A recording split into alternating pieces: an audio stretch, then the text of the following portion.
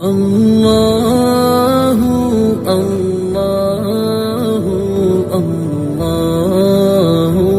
اللہ اللہ اللہ ان الذين يستكبرون عن عبادتي سيدخلون جہنم داخرین۔ صدق اللہ مولانا العلی العظیم۔ اللہ تعالیٰ نے قرآن کریم میں ایک آیت میں ہم سے دعائی قبولیت کا وعدہ فرمایا۔ اللہ تعالیٰ نے فرمایا کہ تمہارے رب نے فرمایا ادعونی، تم مجھ سے دعا کرو، استجب لکم، میں تمہاری دعا قبول کروں گا۔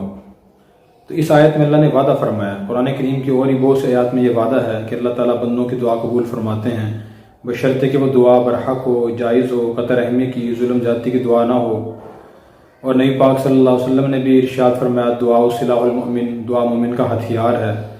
اللہ تبارک و تعالیٰ دعا ہر وقت قبول فرماتے ہیں اور بندے کی پکار سنتے ہیں، لیکن کچھ خاص اوقات ایسے ہیں جن میں اللہ تعالیٰ زیادہ سنتے ہیں اور دعا جلد قبول فرماتے ہیں۔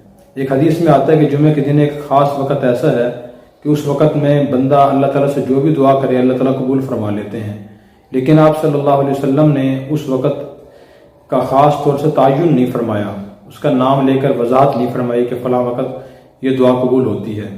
حضرات علماء کرام نے احادیث میں غور و فکر کرنے کے بعد دو اوقات کے بارے میں فرمایا کہ ان دو اوقات کے بارے میں غالب گمان ہے شاید آپ کی مراد ان دو میں سے بھی ایک وقت تھا۔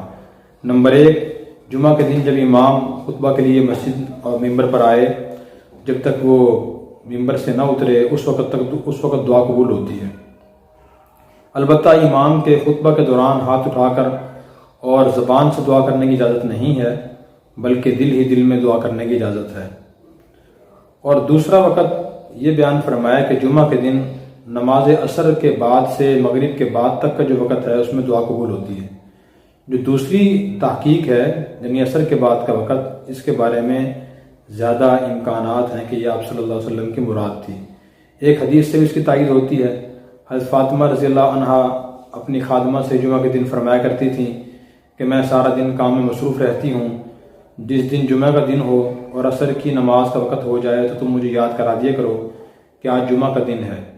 چنانچہ خادمہ ان کو یاد کراتی اور پھر وہ اس کے بعد وضو فرما کر مصلی پر بیٹھ کر دعا فرمانا شروع فرما دیتی تھیں۔ اس سے معلوم ہوا کہ یہ وقت خاص اہم ہے اور اس وقت ہمیں خاص طور پر اپنے لیے، اپنے گھر والوں کے لیے، خاندان رشتہ داروں کے لیے اور اپنے تمام مسلمانوں کے لیے، پوری امت مسلمہ کے لیے، اپنے ملک و ملت کی بہتری کے لیے دعائیں کرنی چاہیے۔ ہر آدمی کی بہت سی ضروریات دنیا میں ہوتی ہیں جو پوری نہیں ہوتی۔